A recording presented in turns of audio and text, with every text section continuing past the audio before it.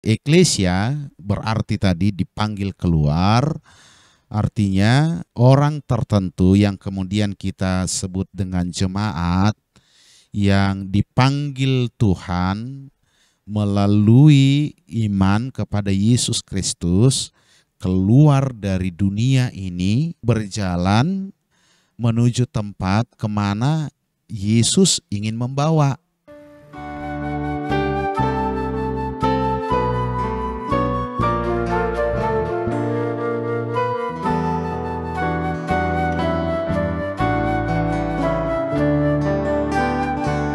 Shalom semuanya, Horas.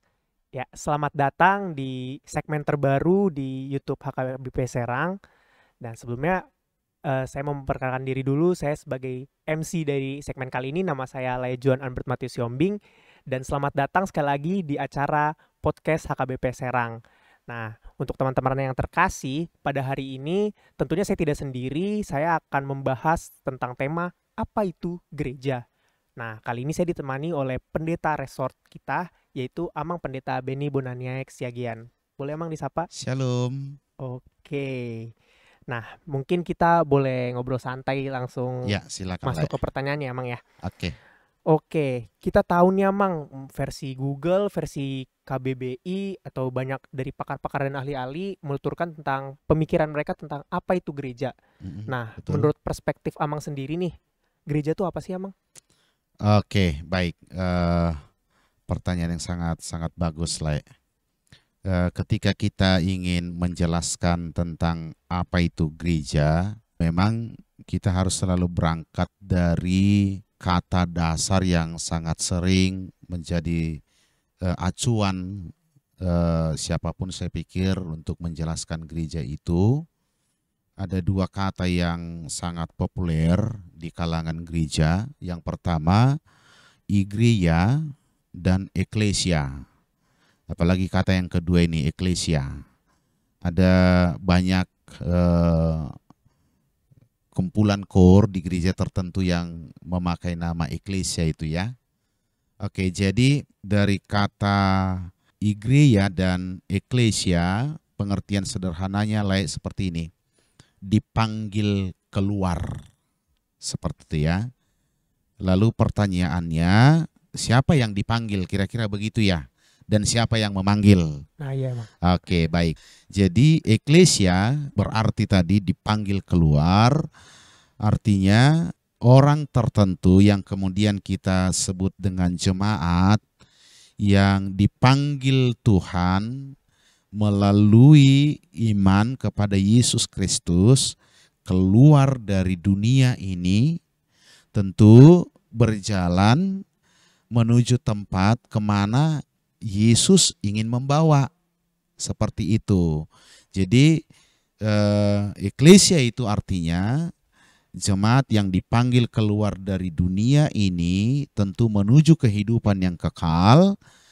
Tetapi bukan berarti kita bicara ketujuannya langsung, surganya langsung.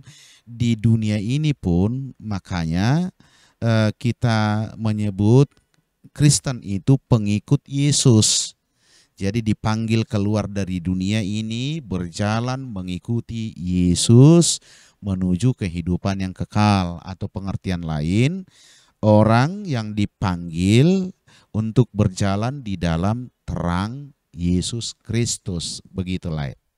Oke Amang, jadi yang saya dapat dari Amang ini bahwa gereja itu adalah berangkat dari kata dasarnya tadi tuh ya, igreja dan juga eklesia, Ya, yang betul. artinya dipanggil keluar dari Iya. dunia ini menuju tempat kemana Yesus itu ingin membawa, Atau yaitu tepatnya ke surga ke gitu surga, ya. Iya. ya, menuju kehidupan yang kekal. Iya. Nah, tapi yang kita tahu nih Amang, nama tempat ibadah kita itu kan gereja juga. Iya. Nah, jadi menurut Amang ini sebenarnya gereja ini tuh tempatnya, gedungnya kah atau apa Amang, atau jemaatnya? Oke, baik.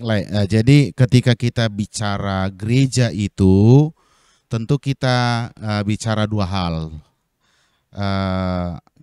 Kita berbicara tentang bangunan atau fisik bangunan seperti ini.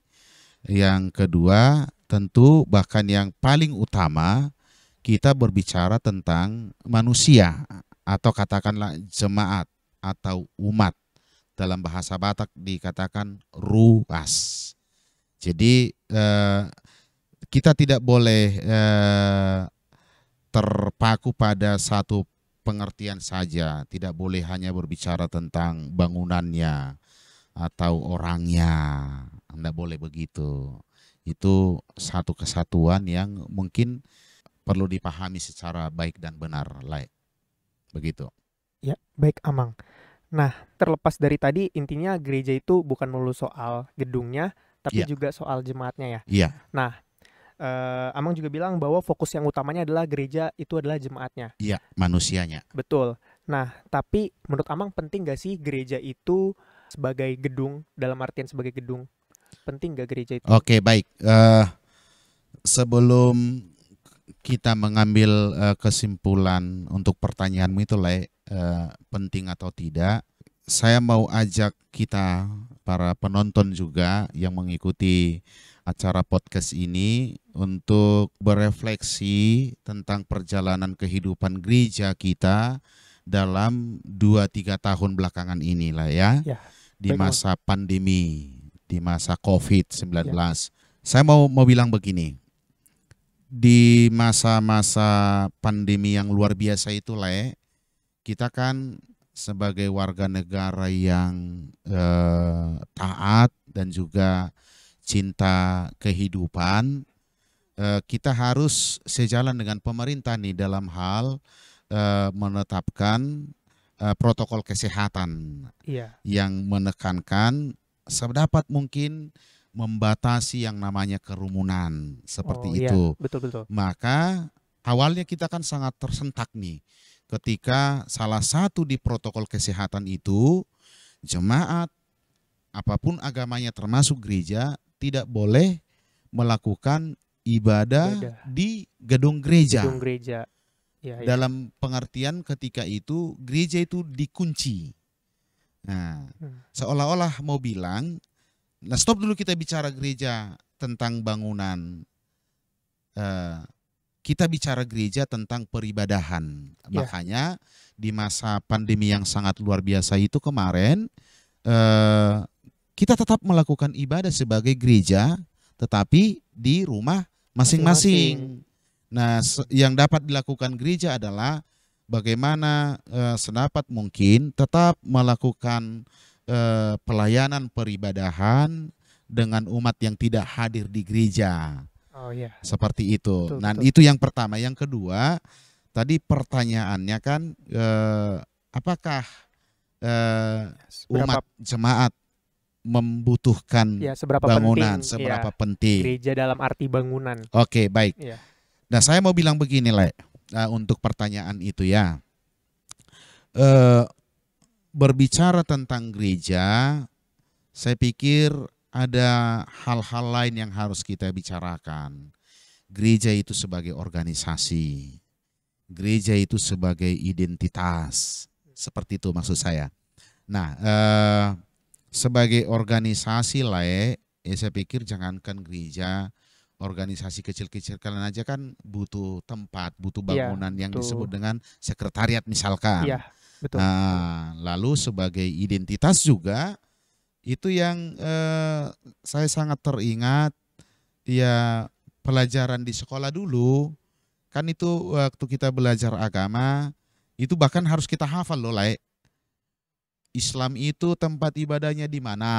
Masjid, Amang. Kristen itu tempat ibadahnya di mana? Gereja. Lalu kan di situ langsung dimunculkan gambar gereja seperti itu. Lalu muncullah pemahaman ketika kita bicara gereja, bicara juga tentang gedung, bangunan, fisik itu. Jadi untuk menjawab pertanyaan ini, apakah kita membutuhkan bangunan, membutuhkan gedung gereja? Saya pikir ya gak muluk-muluk memerlukan, penting. Tapi dari refleksi tadi, saya mau tekankan bahwa gereja tetap ada sekalipun ketika itu kita tidak berkumpul di satu tempat di bangunan gereja. Begitu. Jadi kita harus memahami secara dinamis. Begitu Oke, Amang. Nah, jadi aku juga tahu nih kan kalau misalnya gereja terlepas dari kita gereja adalah jemaatnya, Iya, gereja juga nggak muluk-muluk kita butuh tempat untuk memfasilitasi iya, ibaratnya ya iya, orang-orang itu dalam berorganisasi dan segala macamnya dan iya, tentunya beribadah. iya, Nah, tapi di samping kepentingan itu emang kita juga tahu kan bahwa dalam mendirikan gereja ini tuh sangat diperlukan karena tadi emang juga bilang kan. iya. Nah, kalau kita boleh tahu nih, mungkin Amang Inang dan juga teman-teman yang ada di rumah juga belum tahu, Mm-mm. apa sih Amang syarat-syarat dari pendirian gereja itu? Dan apakah banyak juga kan organisasi gereja di Indonesia ini Iya. khususnya. Nah, apakah dari organisasi yang satu dengan yang lain itu ada perbedaan terkait dalam syarat pendiriannya atau semuanya dipukul rata sama saja, Mang? Gimana, Oke. Mang? Eh, Lain mau bertanya tentang gereja sebagai bangunan ya. Iya, ya, Ah, syarat pendirian gereja sebagai bangunan atau gedung. oke, baik. Tentu berbicara tentang bangunan, konteks keindonesiaan kita kan, kita sangat sering mendengar IMB, izin mendirikan bangunan. Bangunan, Itu ya. masih yang umum. Lalu khusus kepada pendirian rumah ibadah, regulasi yang berlaku di negara kita ini ada SKB Menteri.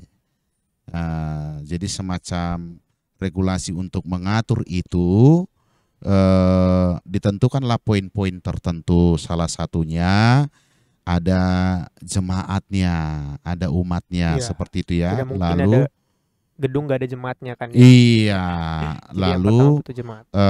ada dukungan dari warga sekitar yang bukan warga gereja gereja tersebut, seperti Oh, itu. jadi butuh dukungan dari warga sekitar di mana tempat itu nanti berdiri, Iya, tapi selain dari agama yang rumah ibadah itu ya. Ini, iya.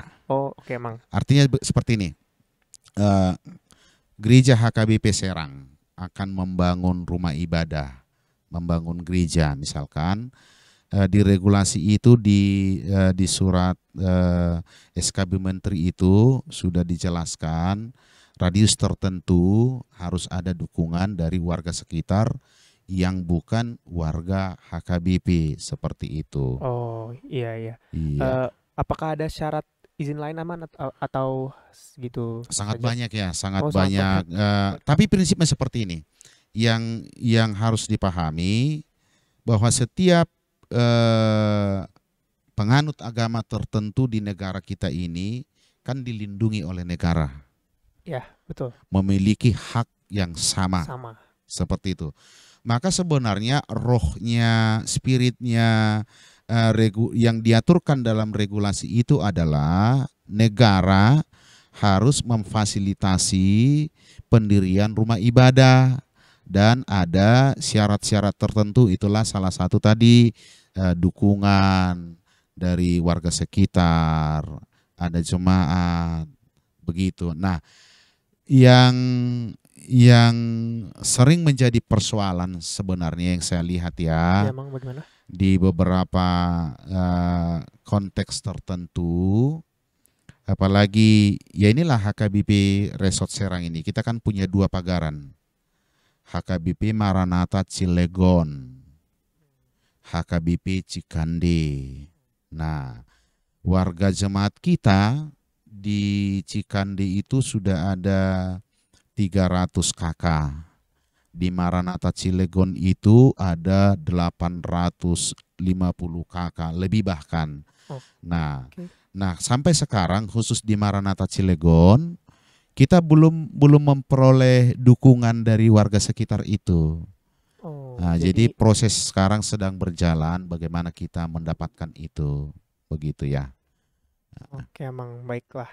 Nah itu kan sampai sekarang juga tadi emang memberikan contoh bahwa HKBP Merata Cilegon saat ini masih sedang proses ya. Iya, betul. Nah, mungkin emang bisa tarik contoh lagi dari pendirian di HKBP Merata Cilegon atau mungkin dari gereja-gereja lain emang sebenarnya faktor penghambat atau adakah kesulitan tertentu yang membuat pembangunan gereja ini terasa mungkin lebih sulit atau emang Oke, kalau kita melihat lah ya, kita coba bandingkan daerah-daerah tertentu, saya pikir ada faktor-faktor yang sifatnya lokal saja, Oh, faktor lokal. faktor sih. Nah, Amang Pendeta dulu pernah melayani di Batam.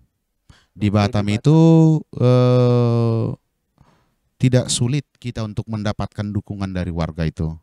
Lalu sebelum ke sini saya melayani di Aceh Tenggara. Di Aceh Tenggara. Di Aceh Oke. Tenggara itu kita nggak menghadapi kesulitan seperti di Banten ini.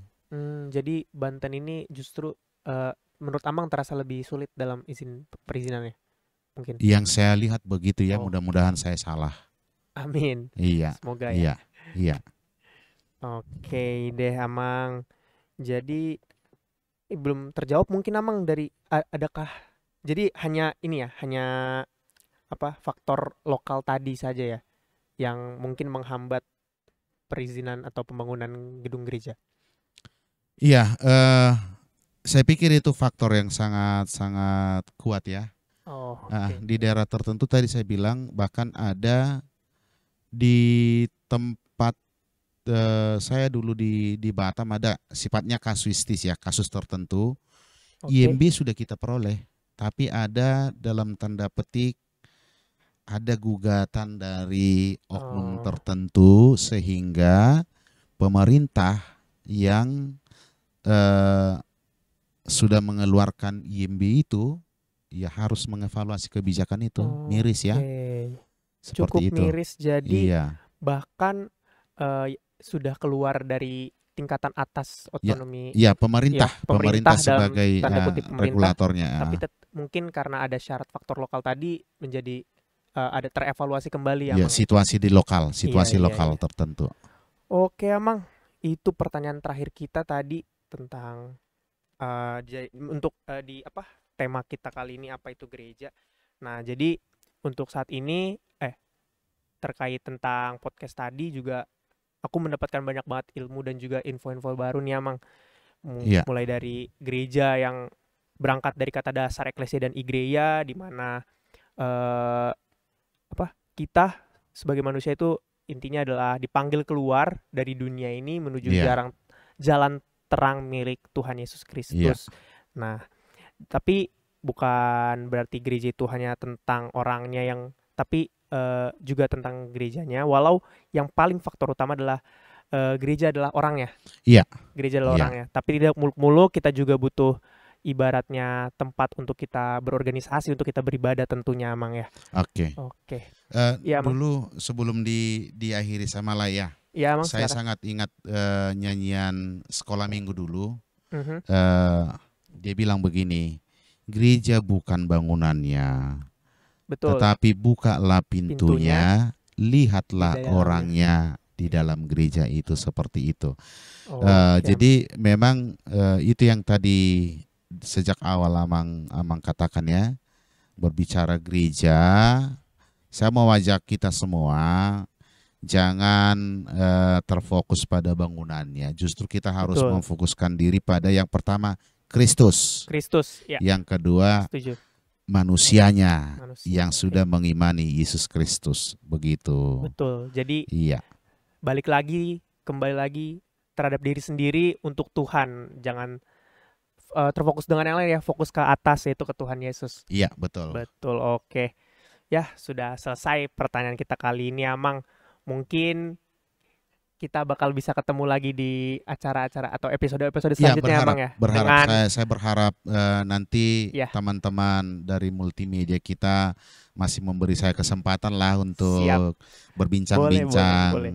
Karena ini kan masih kulit-kulitnya. Betul. Kita belum bicara tadi apa sih tugas gereja, kan belum. Tentunya khususnya di HKBP ini ya. Betul. Mungkin untuk Amang Inang atau teman-teman semua yang menonton video ini belum tahu malah apa itu HKBP. Mungkin di episode-episode selanjutnya akan kita kuak terkait HKBP secara mendalam supaya kita juga makin cinta sama HKBP, betul makin kenal sekali. Dengan HKBP. Sebagai HKBP harus banyak paham tentang HKBP dong ya. Betul.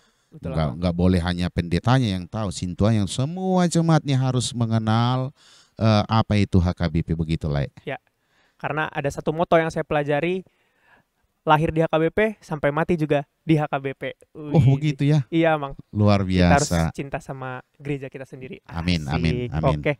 Untuk itu, terima kasih untuk semua Amang Inang, teman-teman remaja Naposo mungkin yang menonton video ini.